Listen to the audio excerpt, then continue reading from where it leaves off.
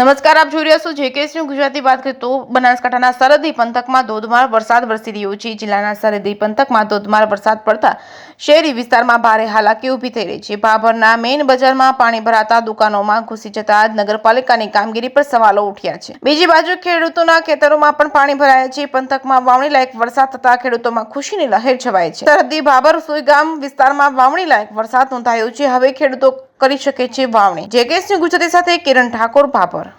હીરાબેન બોલું છું. અંબિકા સોસાયટીમાં રહીએ છીએ, જલારામ મંદિર. 1 કલાકથી વરસાદ ચાલુ છે. કેટલી વાર ફોન કર્યા પણ હજી સુધી કોઈ વહીવટદાર આવ્યા નથી પાલિકામાં. જાતે અમે ચેમ્બરો ખોલી પણ પાણી જતું નથી. આજ અમારા ઘરમાં પાણી છે, મારી દુકાનમાં પાણી છે.